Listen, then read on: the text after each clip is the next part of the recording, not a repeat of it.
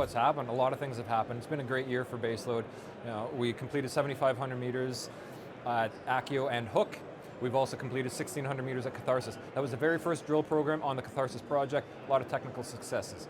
But the real story behind Baselode is Accio, developing it forward, finding more mineralization, and just proving that the system is underexplored.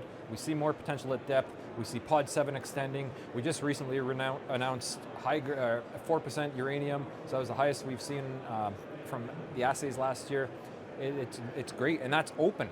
That's open on strike, so there's a lot of potential for more mineralization at Accio.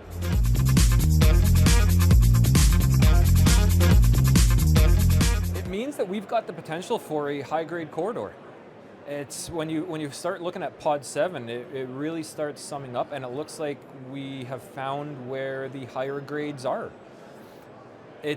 That hole that we released, hole 102, which had 8 meters at 1%, which had the highlight 4% individual assay, that's a beautiful hit, and that's at 120 meters depth, all basement rocks, no sandstone, so it's easily accessible, but it's open. It is open on strike. It is open at depth. You grow something like that with high-grade uranium, that's how you build a nice resource.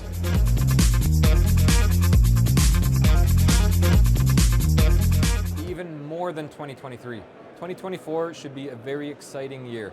We raised $10.7 million in October, November of this year, and that is basically being spent next year. We have an $11.5 million exploration commitment next year. We have to spend $11.5 million. It's a great problem to have. So what that really means is drill, drill, drill, drill. 4 projects that we want to drill. We want to continue exploration at Accio. We're going to continue delineating. We really want to get Accio to that mineral resource just to see how many pounds we have in the ground, but we want to make another discovery. Whether that discovery comes within the Accio area, whether it comes from Hook, where we have a very exciting target on the southern structure from Accio. I don't know if I said that right. But if you go from Accio and you go 15 kilometers south down a main structure, there's another wonderful target that we want to follow up. We've got an amazing target on our Bear project. Catharsis has 40 drill targets that we want to get to, and Shadow. Shadow is our first project that we ever staked, and we just want to keep exploring that one.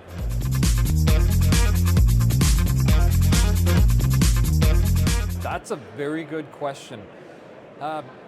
I would say I've heard this from a number of people before, but you don't bet on the horse, you bet on the jockey. So I think that would be number one. Find the companies that have longevity, that have had repeated successes, because it's not luck. There's definitely a skill set to it. So I would say those should be your companies that you'd want to follow. The jurisdiction matters. The style of mineralization matters, so a lot of that requires due diligence, and I highly recommend that any investor trying to get into the uranium space, don't just dive into it without opening your eyes. Really look into the companies that are available and see who's out there.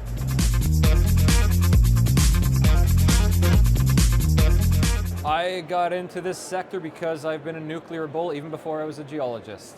I believe in nuclear energy. I'm from Elliott Lake, Ontario, so uranium is literally in my blood. I've just always had a good passion for it, and I want to help contribute to solving our global electricity supply issue. We need more power, and we need clean energy. That's all going to come from nuclear power. So I started my career in 2006 with Denison Mines. I've been very successful, I was part of the team that defined what became the Phoenix and Griffin deposits. I was with Hathor Exploration, helped them discover 2 more deposits. NextGen, chief geologist behind the Arrow discovery.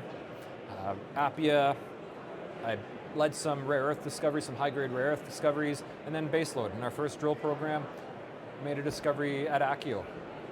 That doesn't happen by fluke. So I've put my time, I've put my effort into it because I believe in what I do. I'm passionate about what I do, and I've always wanted to be the best at what I do. So.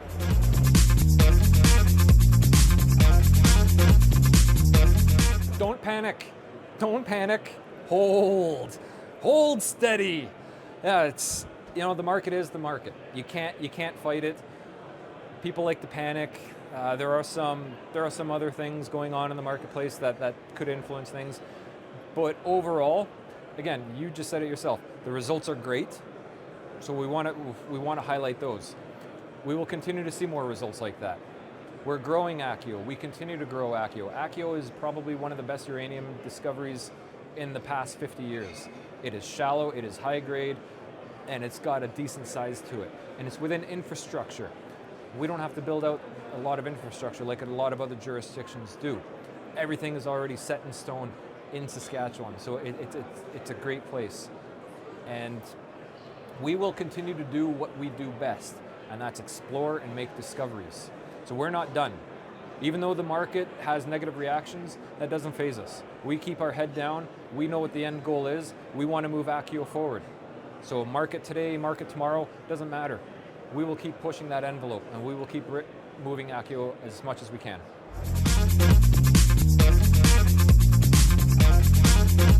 The market is moving. The market is so hot, it's unbelievable. Some people could even say it's a nuclear market.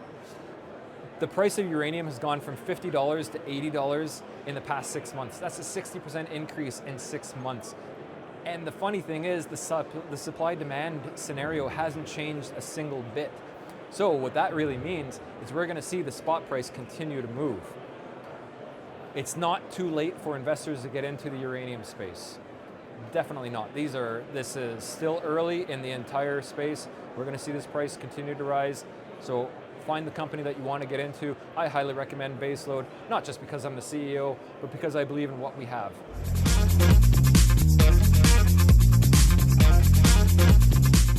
This interview was brought to you by Peroni, a beautiful Italian beer.